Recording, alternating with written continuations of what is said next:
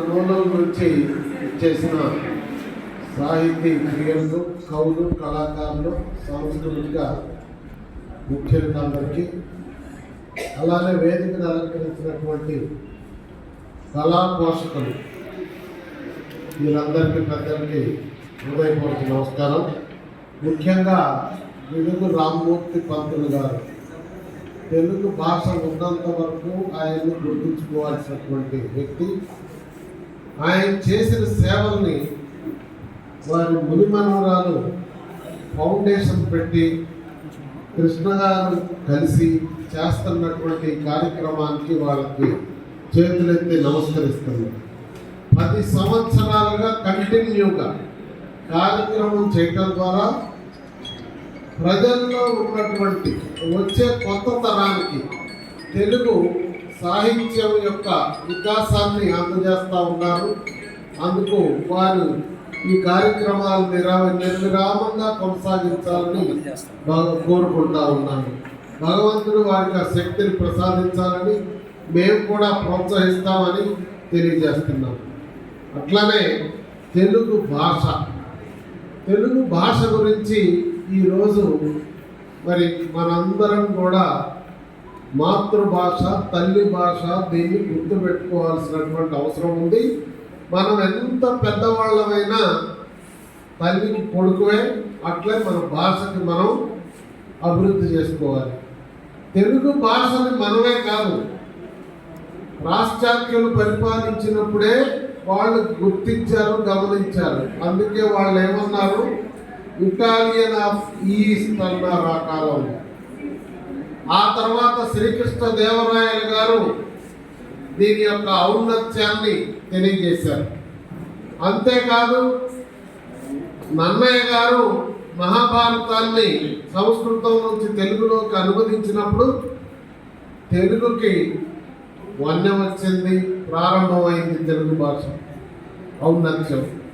ఆ తర్వాత తిక్కన గారు కానీ, పాల్పూరి సోమనాథుడు కానీ, గోన బుద్ధారెడ్డి గారు కానీ, అలా చెప్తా చాలామంది తెలుగుని అభివృద్ధి చేశారు.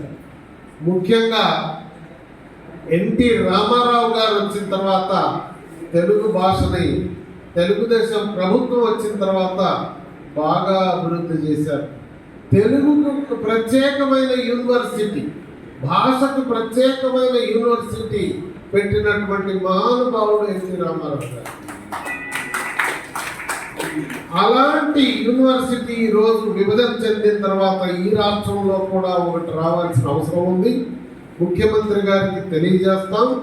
అలానే ఈ కవులు, కళాకారులు, తెలుగు జాతి యొక్క సంస్కృతి సాంప్రదాయాలన్నింటినీ కూడా అజరామరంగా ఈ చరిత్ర భూమి ఉన్నంత వరకు, మానవ జాతి ఉన్నంత వరకు అభివృద్ధి చేసుకునే ఒక యంత్రాంగాన్ని, మంత్రాంగాన్ని ఏర్పాటు చేయాలని ముఖ్యమంత్రి గారిని కోరబోతున్నానని మీకు తెలియజేస్తున్నాను. అలానే తెలుగు భాషకి ఎన్టీ రామారావు గారు ఆ రోజు ప్రభుత్వ విభాగాలన్నిటికీ పేర్లు పెట్టాడు. ఎందుకు? ప్రభుత్వంలో కూడా ఇది ఆచరణలోకి రావాలని. సచివాలయంలో కానీ, ఇతర ప్రభుత్వ రంగ సంస్థలకు కానీ, అట్లనే తెలుగు జాతి నుంచి వచ్చిన మహానుభావులు, మణిరత్నాలు, పోరాట యోధులు, కవులు, కళాకారులు అందరికీ కూడా ట్యాంక్ బండ్ మీద తెలుగు లలిత కళా తోరణం అని ఏర్పాటు చేసి తెలుగు వెలుగుల కవులు, కళాకారుల నిక్షిప్త ప్రాంగణం అని చెప్పేసి అక్కడ ఒక ఏర్పాటు చేశారు. అప్పటి వరకు మన పూర్వీకుల్ని మనం గౌరవించుకునేటటువంటి సంస్కృతి విధానమే లేకుండా పోయింది. అలాంటిదే ఒకటి ఈరోజు అమరావతిలో ఏర్పాటు చేయాలని ముఖ్యమంత్రి గారిని కోరబోతా ఉన్నాం. మన పూర్వీకులు చేసిన త్యాగాలు, పోరాటాలు, ఔన్నత్యాలు గుర్తుంచుకున్నప్పుడే భావి తరాలకి అవి బాటగా ఉంటాయి.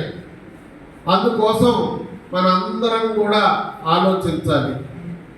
అంతేకాదు ఈ విధంగా తెలుగు భాషా దినోత్సవాన్ని రాష్ట్ర వ్యాప్తంగా రాబోయే రోజుల్లో ఇంకా చేయాలని, ఈ కళ వేదిక మీద ఉన్నటువంటి రవిశంకర్ గారు కొన్ని అభిప్రాయాలు తెలియజేశారు.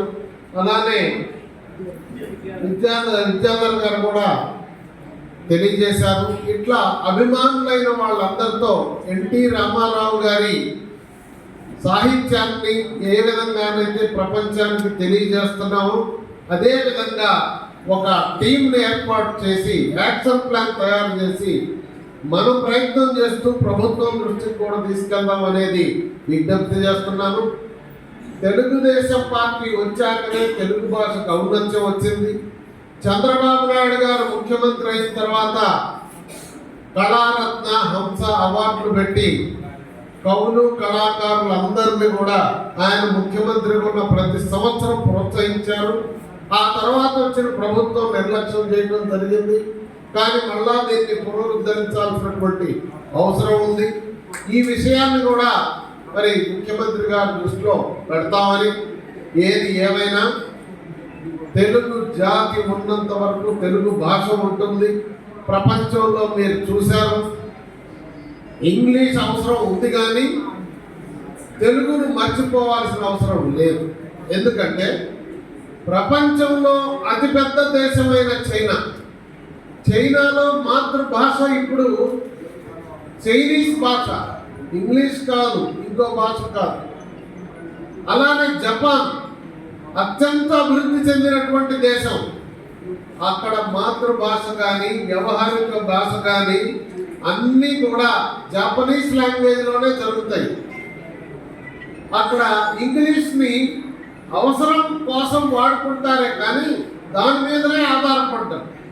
ఇంకో మాట ఉంది, పూర్వం మనకి వచ్చిన మహానుభావులంతా తెలుగు మీడియంలో చదువుకొని మరి ప్రపంచ దేశాలతో పోటీ పడిన వాళ్ళే కదా, ఈ తరం కదా ఇప్పుడు.